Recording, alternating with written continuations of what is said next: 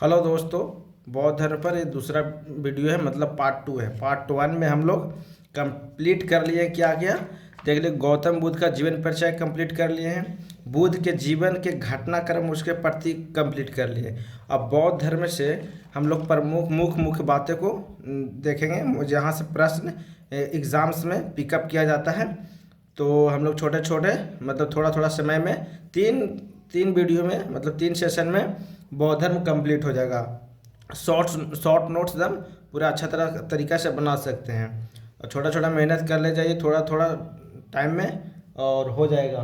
तो हम लोग स्टार्ट करते हैं। स्टार्ट करने से पहले थोड़ा थोड़ा समय से एक शायरी याद आ रहा है कि मेहनत जब जुबान बन जाए, किस्मत खुद सुनने आती है, जो रोज़ थोड़ा थोड़ा जीत जाए वही एक दिन बाजी मार जाती है। तो हम लोग बाजी मार जाएंगे थोड़ा थोड़ा मेहनत करते हुए।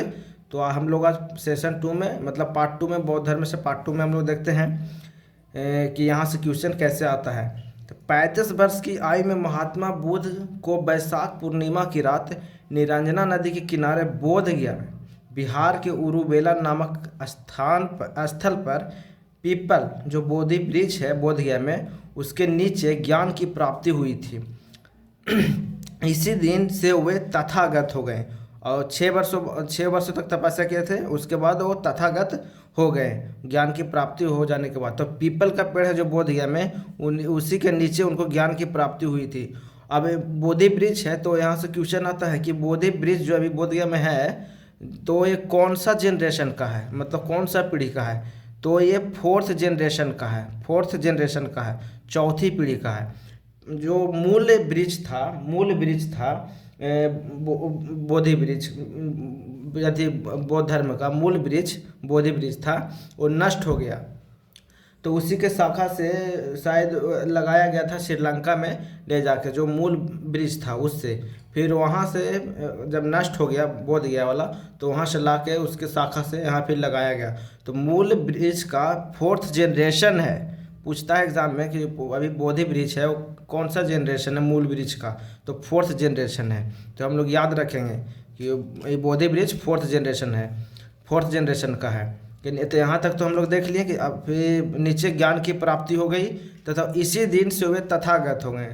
तथागत हो गए मतलब तथागत का मतलब कि जो तथागत, पहले समझिए कि तथागत है जो पाली और संस्कृत भाषा का शब्द है। पाली और संस्कृत भाषा का शब्द है। ये क्या पाली और संस्कृत भाषा का शब्द है, संस्कृत भाषा का शब्द है तथागत। ठीक, तो तथागत का मतलब होता है, तथागत समझिए उपाधि मिल गया उनको, उपाधि मिल गया जब ज्ञान की प्राप्ति कर लिए तो तथागत हो गए। तथागत का मतलब होता है जो परम ज्ञान हो, जो परम ज्ञान को ज्ञानी हो, जो परम ज्ञान को प्राप्त कर चुका हो, जो सत्य को प्रकट करने वालों को बोल सकते हैं, जो जन्म मरण के चक्र से मुक्त हो चुका हो, उसको बोलेंगे तथागत। ठीक, तो तथागत हो गए। ज्ञान प्राप्त करने के बाद क्या हो गए, तथागत। अब देखते हैं बौद्ध धर्म के संस्थापक। तो बौद्ध धर्म के संस्थापक कौन होंगे, महात्मा बुद्ध होंगे। इस सबसे क्वेश्चन आता है कि बौद्ध धर्म के संस्थापक कौन है, महात्मा बुद्ध। तथागत कौन हो गए, तो महात्मा बुद्ध हो गए।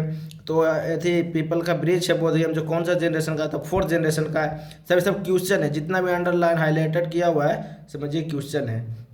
ठीक, अब बुद्ध का अर्थ क्या होता है, जैसे क्वेश्चन आता है बुद्ध का अर्थ क्या होता है, प्रकाशमान होता है अथवा जागृत होता है।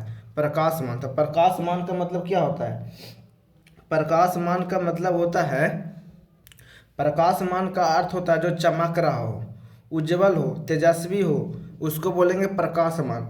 जैसे कि सूर्य क्या है, प्रकाशमान है, चमक रहा है। तो बुद्ध का अर्थ होता है प्रकाशमान, जो चमक रहा हो, उज्जवल हो, तेजस्वी हो। जागृत का मतलब क्या होता है, जागृत का मतलब होता है सचेत, जो नींद से मुक्त हो। तो बुद्ध का अर्थ क्या होता है, प्रकाशमान, जागृत होता है। आषाढ़ की पूर्णिमा को बुद्ध ने 5 ब्राह्मण सन्यासियों को अपना पहला उपदेश वाराणसी के मृगदाव सारनाथ में दिया। कल हम लोग देखे थे पार्ट 1 में कि पहला उपदेश को क्या कहा जाता है, पहला उपदेश को क्या कहा जाता है, जो बुद्ध भगवान ने पहला उपदेश दिया उसको क्या कहा जाता है। हम लोग कल के वीडियो में उस चीज़ को देख चुके हैं। उससे क्वेश्चन भी आता है, जो पहला उपदेश दिए हैं बुद्ध भगवान उसको क्या कहा जाता है बौद्ध धर्म में। ठीक, बुद्ध ने सर्वप्रथम तपसु एवं मल्लिक नामक व्यक्ति को बौद्ध धर्म का अनुयायी बनाया।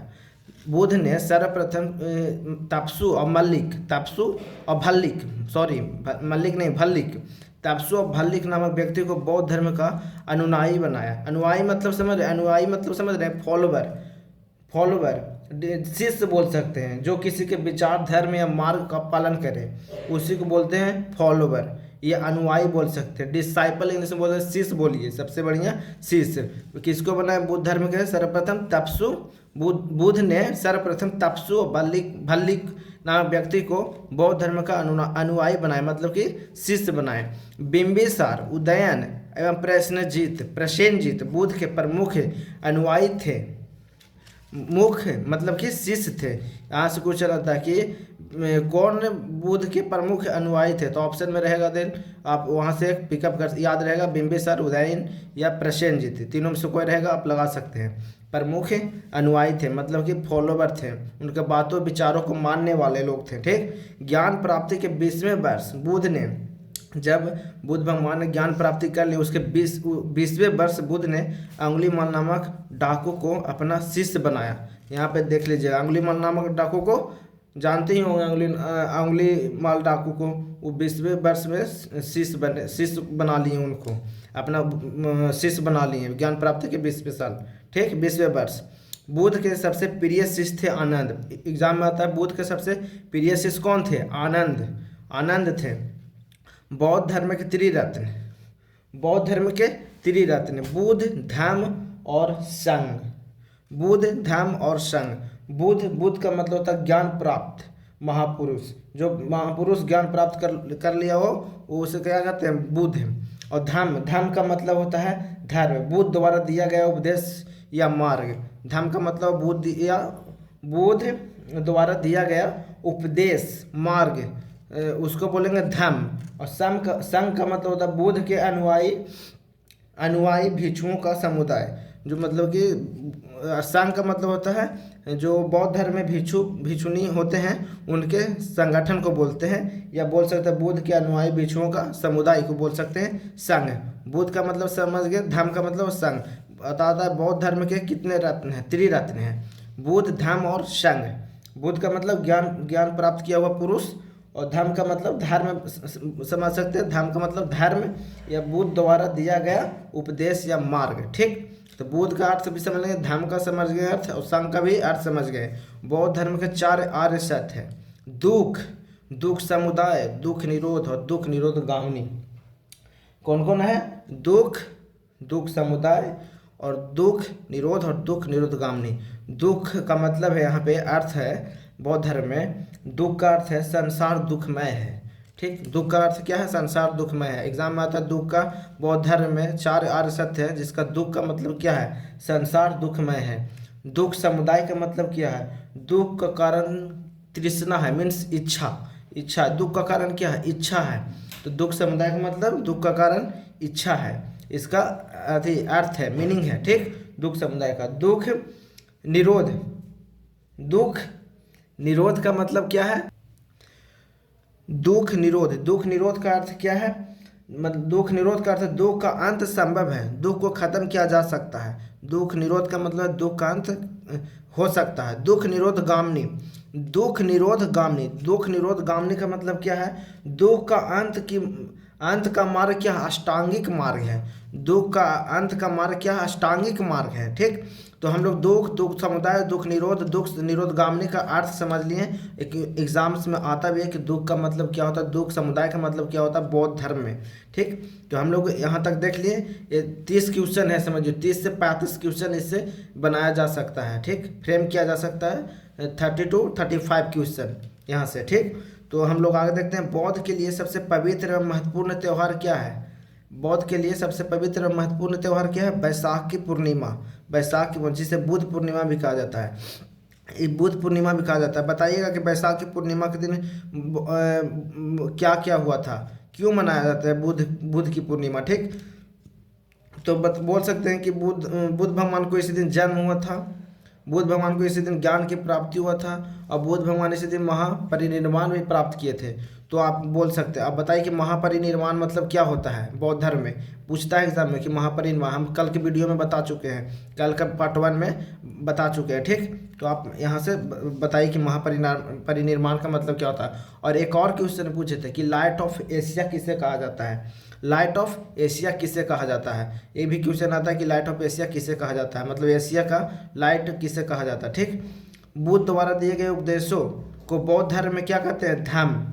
बुद्ध द्वारा दिए गए उपदेशों को बौद्ध धर्म में धम्म कहा जाता है। बताएं धम्म, धम्म का मीनिंग हम बता चुके हैं। बुद्ध ने अपने उपदेश पाली भाषा में दिए, बुद्ध ने अपने उपदेश पाली भाषा में दिए। एग्जाम में आता है बुद्ध ने अपने उपदेश कौन सा भाषा में दिए, पाली भाषा में। बुद्ध ने सर्वाधिक उपदेश कौशल की राजधानी श्रावस्ती में दिए हैं। बौद्ध धर्म पूर्ण जन्म में विश्वास करता था, ठीक। बौद्ध धर्म पूर्ण जन्म में विश्वास करता था। बौद्ध धर्म में 3 संप्रदाय हैं, बौद्ध धर्म में 3 संप्रदाय। अब हम लोग कल के वीडियो में देखेंगे, कल के सेशन में देखेंगे, कल बौद्ध धर्म कंप्लीट हो जाएगा, कल बौद्ध धर्म कंप्लीट हो जाएगा। तो हम लोग देख लिए कि बोध गया में ज्ञान प्राप्ति हुआ था उरुवेला नामक स्थान पर। तो यहाँ से क्वेश्चन आ सकता है, आएगा ही आएगा, कोई भी एग्ज़ाम है बिहार का तो आएगा ही आएगा। तो यहाँ से आप पूरे अच्छे तरीके से इसको, या शॉर्ट नोट्स के तरीके से आप इसको लिख सकते हैं, या इसको देख के आप याद कर सकते हैं, ठीक। कल एक सेशन में हम लोग कर लिए थे, ये पार्ट 2 है, ये पार्ट 2 है, पार्ट 2 है। हम लोग पार्ट 1 कर चुके हैं और कल पार्ट 3 में बौद्ध धर्म खत्म हो जाएगा। और देखिए कोई भी एग्जाम आएगा यहीं से क्वेश्चन पिकअप रहेगा, ठीक। तो थैंक यू फॉर वाचिंग, और अगर वीडियो अच्छा लगा हो तो सब्सक्राइब कर दीजिए और लाइक कर दीजिए, और अगर मैंने तो शेयर भी कर दीजिए, क्या दिक्कत है, ठीक है, ठीक है।